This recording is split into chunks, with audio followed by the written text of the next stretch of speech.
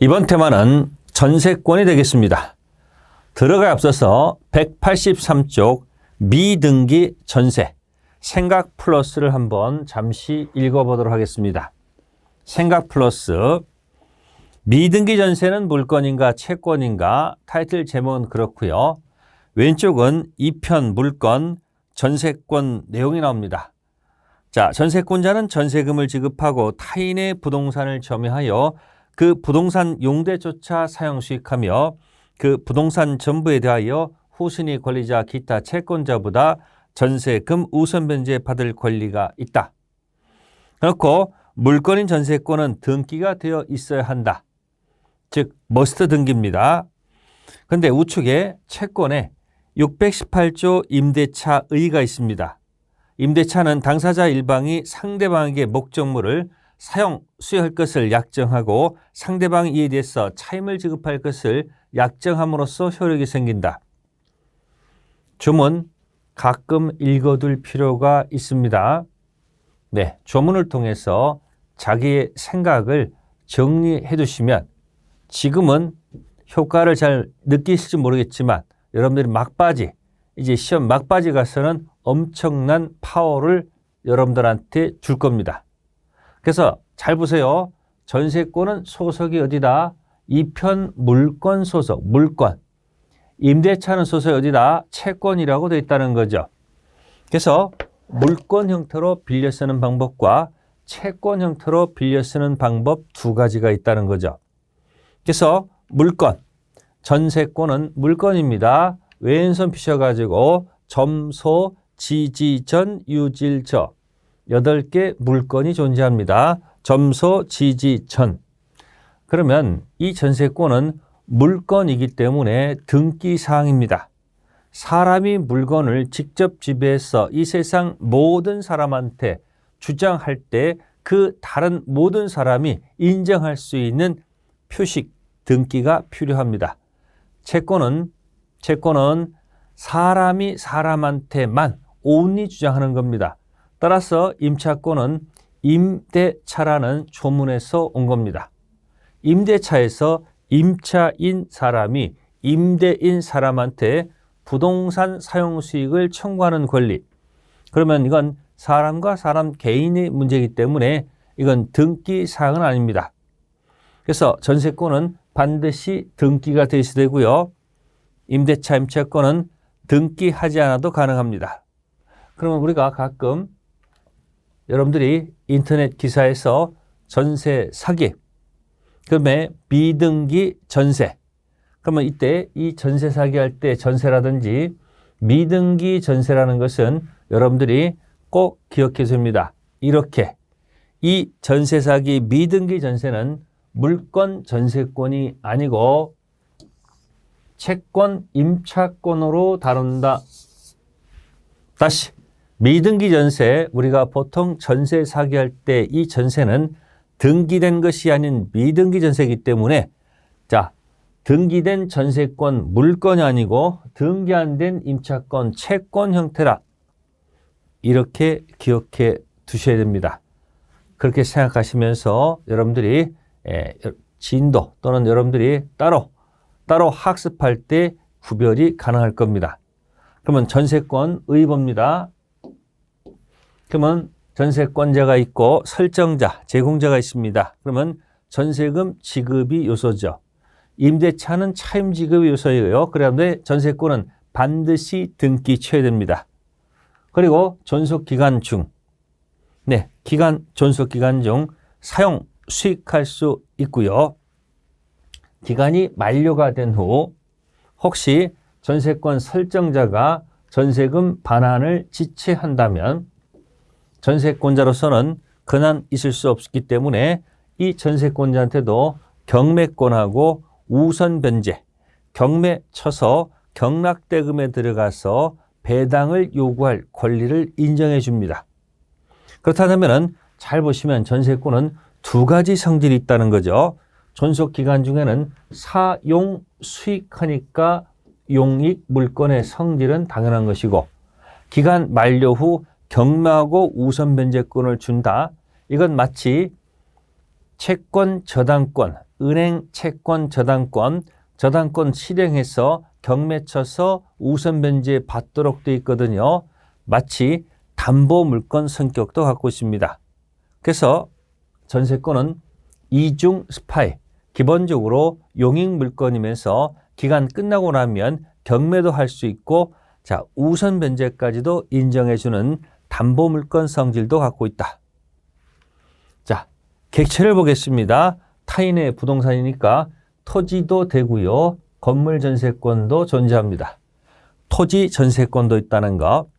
그리고 일부 또는 한동 건물 일부도 전세권 설정할 수 있다. 물론 도면 첨부해서 등기하면 되고요. 다음 등기 반드시 돼 있었고요. 그다음에 존속기간 시작되기 이전 혹시 미리 등기 친 경우도 있죠.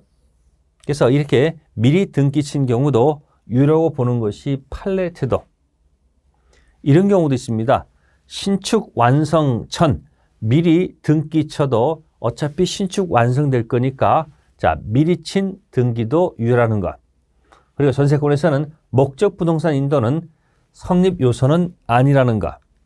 전세금 지급 반드시 들어가 있습니다. 만약에 전세금 지급이 없다면 이건 물권 전세권이 성립하지 않는다. 다음 전세권은 물건이다. 이거 가지고 지금부터 풀어갑니다. 이 두 글자가 여기 있는 모든 내용을 지배합니다. 물건, 사람이 물건을 직접 지배한다. 전세권자 사람이 타인의 부동산 물건을 직접 지배 사용 수익할 수 있는 물건. 그러니 직접 지배한다는 이런 사실을 모든 사람한테 주장하기 위해서는 반드시 등기 쳐야 된다. 그러면 등기가 돼 있으면 등기라는 족보에 올라가기 때문에 제3자한테 대항력이 생기죠. 따라서 전세권 취득 이후 소유자 변동이 있어도 전세권자는 걱정할 필요가 없습니다. 새로운 소유자한테 대항할 수 있다. 전 소유자하고 맺었던 계약기간 끝날 때까지 사용할 수 있고 존속기간 끝나면 전세금 반환을 신소유자에게 요구할 수 있다. 다음 전세권 설정자, 주인의 의무입니다. 전세권자가 직접 지배하기 때문에 설정자는 가만히 있으면 돼요. 적극적 의무가 아니고 소극적 의무를 부담한다. 그렇다면 직접 지배함으로 수선 유지 의무는 전세권자, 빌려 쓰는 사람이 부담해야 된다. 수선 유지 비용을 우리는 필요비라고 해요. 따라서 필요비는 전세권자가 부담하도록 되기 때문에 필요비 지출한 다음에 필요비 상환 청구할 수는 없다. 단 유익비 상환 청구권은 별개의 문제. 직접 지배하는 거니까 당연히 자유롭게 양도할 수 있다. 설정자 동의 없이 양도 임대 담보 적용할 수 있다. 물론 처음 계약 맺을 때 전세권 양도 금지 특약을 맺으면 요건 유효합니다. 다음 지상권 물건이므로 물건 지상권 가지고 물권 요청권 종료 세 가지 몽땅 다 인정됩니다. 전세권 기초로 해서 반환, 점유나 방해 제거, 방해 예방. 또 현재 사실상 집에 점이 없기 때문에 점유권 물청, 다른 말로 점유 보호 청구권도 다 인정된다. 결국 여기에 있는 모든 이야기는 물건이라는 이 두 글자에서 모든 이야기가 파생된 겁니다. 다음 전세금 지급은 요소다. 전세금 관련된 법률 관계만 가지고 뽑아서 시작합니다. 전세금은 등기 사항이다. 전세금 지급은 반드시 현실적 지급되는 것은 아니고요. 기존 채권으로도 전세금 지급에 가름 대신할 수도 있다. 전세금 증액 감액 청구권이 있는데 이거는 형성권. 상대방 동의 맡아서 하는 게 아니고요. 일방적으로 할 수 있다는 거. 그리고 자 제한이 있습니다. 1년 후 하도록 돼 있고 증액 감액이 아닙니다. 증액 청구는 20분의 1 제한돼 있다는 거 참고사항이고 전세금 반환입니다. 소유권이 양도된 경우 또는 전세권이 양도된 경우 두 가지가 있습니다. 한번 이 두 가지를 펼쳐보도록 하겠습니다. 첫 번째, 지금 전세금을 지급했습니다. 설정자한테. 그러면 갑이 소유자. 갑이 소유권을 이전합니다. 병한테. 그러면 갑은 전소유자, 병은 신소유자. 그러면 우리가 상식적으로 등기부에 전세금이 기재가 되어 있으면 신소유자는 그걸 보고 들어왔다면 매매대금 결정할 때 전세금은 공제하고 매매대금을 정하지 않았을까요? 따라서 이 전세금 지급은 누가 해야 되냐면 신소유자가 전세권자한테 전세금 지급해야 됩니다. 전소유자, 현재 소유자, 연대해서 지급한다는 말 아닙니다. 현 소유자, 신소유자가 전세금 지급하도록 되어 있고, 다음 지금 전세금을 설정했는데 전세권자가 전세권 양도 금지 특약이 없다면 이 전세권자가 자신의 전세권을 정한테 양도할 수 있죠. 그러면 갑의 명칭은 을의 명칭은 양도인, 정의 명칭은 양수인이 되죠. 이때 전세권 설정자는 전세금을 누구한테 줘야 될까요? 지금 같은 경우는 당연히 양수인한테 전세금 지급하면 됩니다. 그래서 소유자가 바뀐 경우도 있고 전세권 양도가 있을 수 있다는 거. 그럼 다시 돌아가서 소유권이 양도가 되면 누가 신소유자가 부담하면 되고요. 전세권이 양도가 되면 전세권 설정자는 전세권 양수인에게 전세금 반환하면 된다는 것. 다음 전세금 반환 채권과 전세권 분리 양도. 좀 어려운 판례일 수도 있습니다. 그럼 일단 봅시다. 원칙입니다. 전세권이 존속하는 동안, 지금 전세권 기간 존속 중이죠. 이때 전세금 반환 채권과 전세권이 있다 한다면 이 전세권을 전세금 반환 채권과 분리해서 양도할 수는 없습니다. 왜? 같이 가야 되거든요. 다만 예외적으로 기간이 끝났다. 그러면 기간이 끝나고 나면요, 전세권은 자동 소멸합니다. 말소 소멸 아니고 뭐다? 자동 소멸합니다. 그러면 전세권 없는, 기간 만료가 되면 전세권이 소멸하는 거니까 전세권 없는 전세금 반환 채권만 양도할 수 있죠. 물론 이 원칙에서 존속하는 동안이지만 지금은 아니고요. 장래에 전세권이 소멸하는 경우에 전세금 반환 채권 발생하는 것을 조건으로 장래의 조건부 채권을 양도할 수는 있겠죠.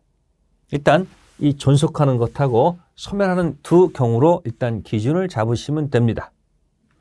다음 전세권의 저당권이 설정된 경우, 용익물건이 지전이 있는데 지역권은 저당권 목적이 안 됩니다. 근데 지상권 저당권 목적 될 수 있고요. 전세권도 저당권 목적이 될 수 있거든요. 그래서 전세권 권리가 저당권의 목적이 된 경우를 지금부터 살펴봅니다. 지금 갑, 전세권 설정자. 그럼 을은 전세금 지급했기 때문에 을은 갑에 대해서 전세금 반환 채권을 갖고 있고요. 을은 전세권을 같이 갖고 있는 거죠. 그래서 방금 전에 이 두 가지가 있을 때 존속 중에는 이걸 분리 처분할 수는 없는 건 당연한 거죠. 그러면 이제 이 전세권에다가 저당권이 설정됐다는 이야기입니다. 이 병은 대출을 을한테 해주고 이 전세권에다가 저당권을 설정했다는 얘기예요. 자, 이렇게 해서 출발합니다. 그 다음에 기간이 만료가 됐다. 전세권은 말소 소멸, 자동 소멸 계속 나옵니다. 말소 등기 없이 자동 소멸한다. 그러면 전세권 소멸하는 거죠. 그러면 전세권이 없다는 이야기예요. 그러면 없는 것 가지고는, 소멸한 없는 전세권 가지고는 저당권 실행할 수는 없지 않느냐 이야기죠. 그런데 병이 노리는 것이 하나 있죠. 병은 뭘 노리고 있을까요? 분명히 을은 갑에 대해서 전세금 반환 채권을 갖고 있다는 사실을 노리고 있습니다. 그래서 이 병이 이 전세금 반환 채권을 압류를 치게 되면 압류를 쳐서 물상대 형식으로 우선 변제 받을 수 있다는 거예요. 이게 노림수입니다. 따라서 만약에 압류가 없다면 이 전세권 설정자는 전세금을 전세권자 을에게 지급해야 됩니다. 압류가 있으면 전세금을 지급하면 안 되죠. 압류가 없다면 전세금은 을한테 지급해야 됩니다. 관련된 사례 문제로 출제될 가능성이 있습니다. 사례 문제예요. 다음은 전세권의 소멸과 동시 이행. 전세권이 소멸합니다. 아까 기간 만료가 되면 전세권은 자동 소멸. 그러면 전세권 설정자는 받은 전세금 반환 변제기 도래하고요. 전세권자는 목적물 반환 플러스 말소 등기 서류 교부 변제기에 도래합니다. 너도 변제기 나도 변제기 이때 쓰는 말이 동시 이행 관계다. 동생 관계 들어가면 서로서로 항변권이 존재합니다. 그러면 갑을 이행지체에 빠뜨려야지. 이행지체에 빠뜨려야지 비로소 을은 경매 청구할 수 있거든요. 그러면 서로서로 변제기일 때는 항변권이 있는 동안은 아직 지체가 아니기 때문에 경매 칠 수 없습니다. 그럼 을이 경매 치려면 어떻게 됩니까? 목적물 인도와 말소 등기 서류 이 두 가지를 몽땅 제공해서 이행지체에 빠뜨린 다음에 경매 들어갈 수 있습니다. 그런데 만약에 을이 목적물은 비워줬지만 반환했는데 말소 등기 서류를 제공하지 않았다면 두 가지를 줘야 되는데 하나만 줬다면 하나 아직 주지 않았죠. 그럼 갑은 이행지체가 아닙니다. 그러면 이때 을은 경매 칠 수는 없다는 거죠. 생각하세요. 함부로 경매 치는 거 아닙니다. 상대방이 잘못이 있어야지 지체에 빠뜨려야지 경매 칠 수 있다는 것. 다음은 건물 일부 전세 가지고 한번 잠깐 설명드릴게요. 건물 일부 전세입니다. 즉 한 동 건물 일부 전세가 설정됐을 때 당연히 도면 첨부해서 등기하면 되죠. 이때 일부 전세 들어갔을 때 전부 경매할 수는 없습니다. 이 전체를 경매 칠 수는 없다는 거예요. 다만 제3자가 혹시 경매를 신청했을 때 비록 일부 전세지만 이 전부 경락대금에 들어가는 전부에 들어가는 우선 변제권이 있습니다. 그래서 꼭 연습하십시오. 일부 전세, 전부 경매 안 돼, 전부 우선 돼. 다시 일부 전세, 전부 경매 안 돼. 근데 전부 우선 변제 받을 권리는 있다. 다음 전세권 존속기간입니다.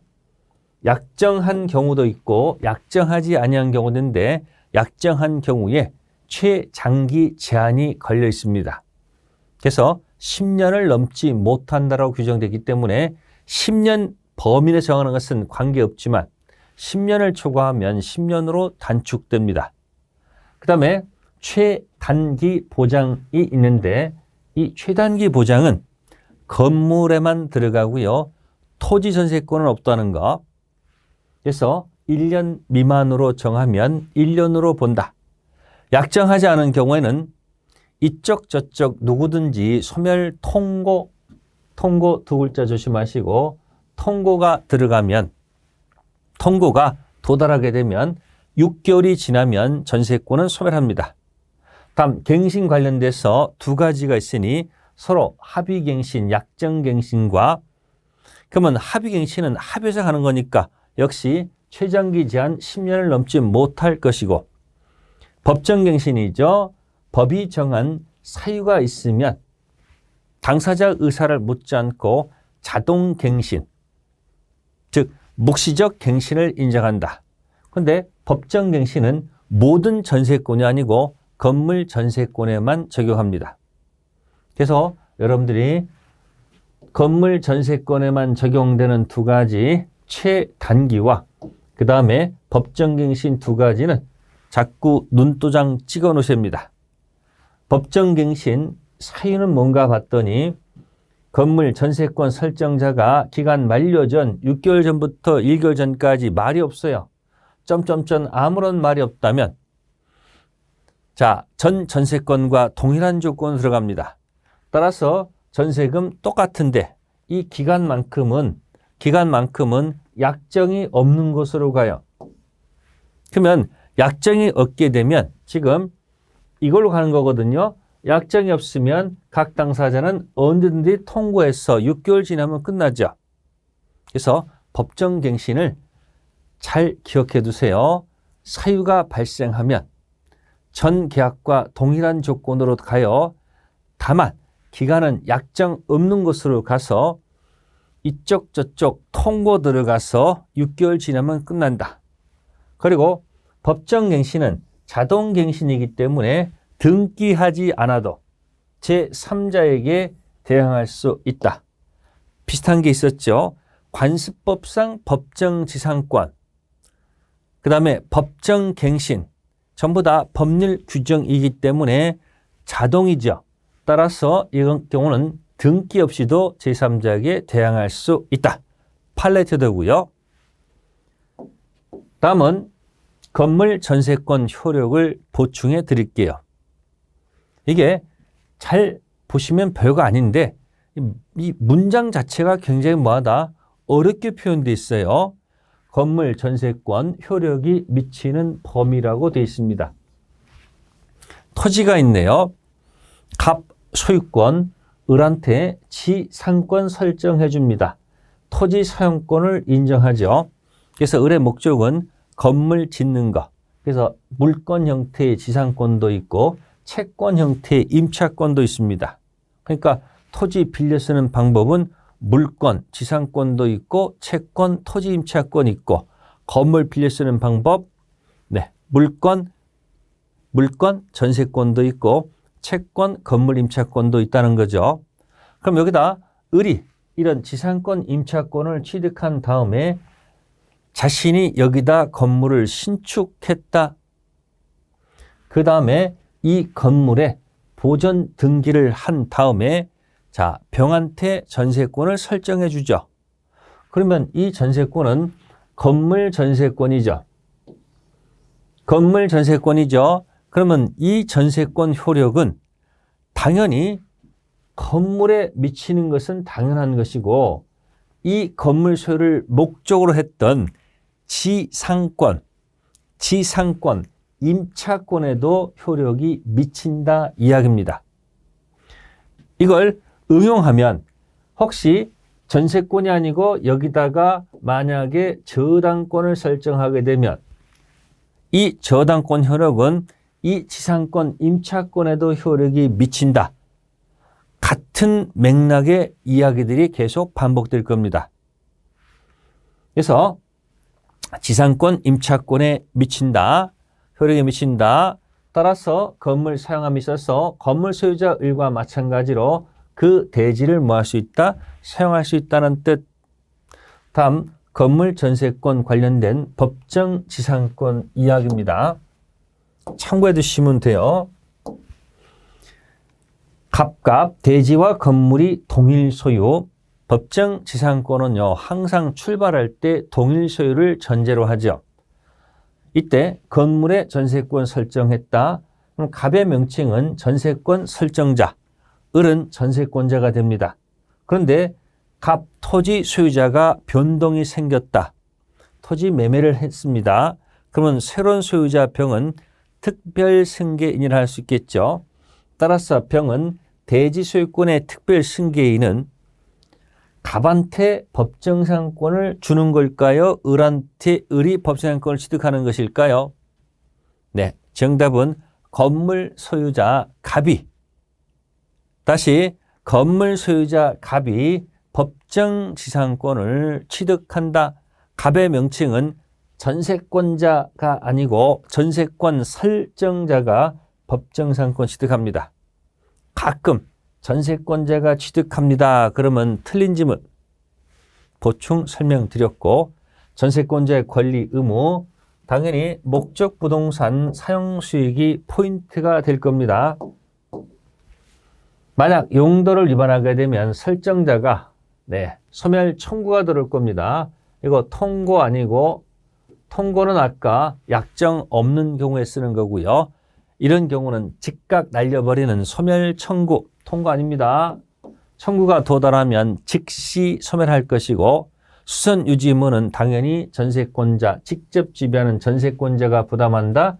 당연히 필요비 상한 청구 인정 안 되고요. 임대차에서는 주인이, 임차인이 임대인에게 사용 수익을 청구하는 거니까 수선 유지는 주인한테 있거든요. 따라서 임차인이 만약에 필요비 지출하게 되면 필요비 상한 청구가 인정됩니다. 반대, 물권 청구권과 상린관계, 전세권 침해가 되면 전세권 가지고 물청, 점유 침해되면 점유권 물청, 아까 했었습니다. 전보, 점유권권 다 인정합니다. 다음 전세권의 처분. 원칙 설정자 동의 없이 양도 또는 담보 제공할 수 있다. 물론 특약 맺으면 양도 금지할 수 있는데, 물론 이 특약을 등기해야 제3자에게 대항할 수 있습니다. 잠시 보충 드릴게요. 전전세 보충하는 겁니다. 갑을, 자, 전세인데 원래 전세, 명칭이 원전세권 설정자, 을은 원전세권자, 을이 병한테 전전세, 그러면 을의 명칭은 전전세권 설정자, 병은 전전세권자. 그러면 계약의 당사자는 당연히 누구겠습니까? 전전세 당사자는 을하고 병이죠. 그래서 전전세권 설정자와 전전세권자다 이렇게 표현할 수도 있고, 을은 명칭이 두 개가 있죠. 짧은 건 원전세권자, 그래서 원전세권자 을과 전전세권자 병 이렇게 표현할 수도 있고요. 전전세권은 원전세권 범위 내에서 설정돼야 된다.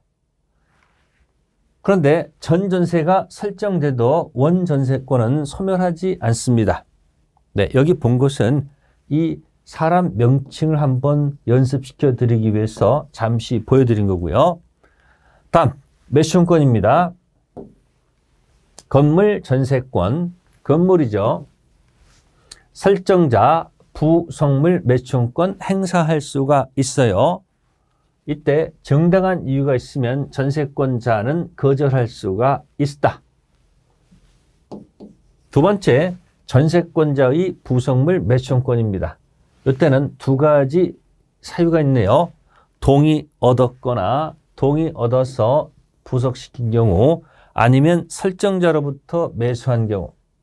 그래서 전세권자의 부속 매수권은 동매라고 기억하면 좋겠네요. 동의 얻었거나 매수한 경우.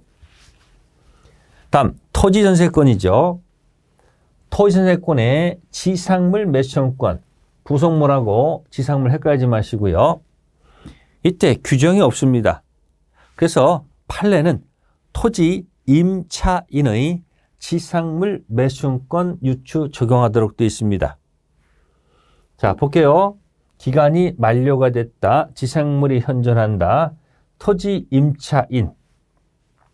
그러면 one more time 1차적으로 갱신 청구권 들어갑니다. 갱신 들어갈 때는 공손하게 두 손 모으고 공손하게 한 번 더 갱신을 원합니다. 이유는 간단합니다. 갑이 여기에 대해서 yes 할 수도 있고 no 할 수도 있기 때문에 이 yes를 끌어내기 위해서 공손하게 갱신청구권 들어갑니다. 즉, 토지 소유자는 yes, no 선택할 수 있다. 그런데 yes가 되면 다시 갱신되는데, 혹시 만약에 거절하게 되면, no 거절하게 되면 기분 나쁘죠? 그러면 2차적으로 지상물 매수청구권 들어갑니다. 이때는 반말해도 좋습니다. 이 말은 토지 임대인이 yes, 그 다음에 no 선택 권한이 없다는 겁니다. 무조건 사야 됩니다. 갱신 청구는 토지 소유자가 예스노 선택할 수 있는데 지상 매수권은 예스노 선택할 수 없습니다. 무조건 사야 됩니다. 결국 살 능력 없으면 예스 할 수밖에 없죠. 그러면 이 내용을 지금 뭐 한다고요? 유추 적용하는 거니까 토지 임차인 대신에 사람 이름만 바꾸시면 돼요. 어떻게? 토지 전세권자 갱신 청구 들어가서 토지 임대인이 아니고 바뀌면 되죠. 누구요?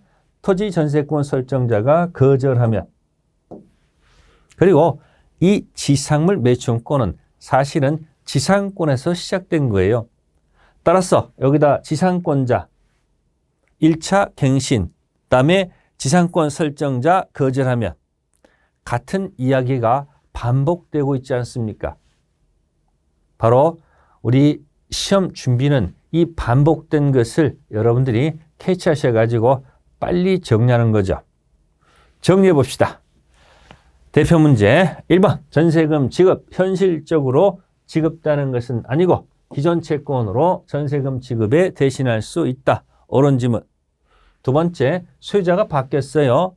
그러면 신규 소유자가 연대해서 부담하는 건 아니죠. 신소유자가 부담하고 세 번째는 법정갱신입니다. 자동갱신은 등기 없이도 제3자한테 주장할 수 있죠. 같이 묶어 기억하세요. 관습법상 법정지상권, 법정갱신 이런 법률 규정은 등기 없이도 제3자에게 대항할 수 있다. 다음 전세권 자동갱신, 법정갱신 됐을 때 존속기간 2년으로 보지 않습니다. 이때는 존속기간은 약정 없는 것으로 가죠. 주택임대차 보호법은 자동갱신되면 2년으로 보는 게 맞습니다. 그런데 일반법 민법에서 법정갱신은 기간만큼은 전부 다 약정 없는 것으로 가고요. 다섯 번째, 일부 전세. 연습했죠? 일부 전세. 전부 경매 칠 수는 없다. 대신 전부 우선 면제 받을 수 있다. 그런데 지금 전부 경매 칠 수 있다라면 틀렸죠? 여섯 번째 봅시다. 타인 토지에 지상권을 취득한 자가 건물을 축조하고 그 건물의 전세권을 설정했다. 그러면 이 건물 전세권 설정해 준 경우 건물 소유자가 지료를 체납하여 지상권이 소멸했다는 얘기죠. 그러면 이 건물 전세권자는 토지 소유자에게는 대항할 수가 없습니다. 지상권이 온전해야지 대항할 수 있는 것이지 지상권 자체가 온전하지 못하면 대항할 수는 없는 겁니다.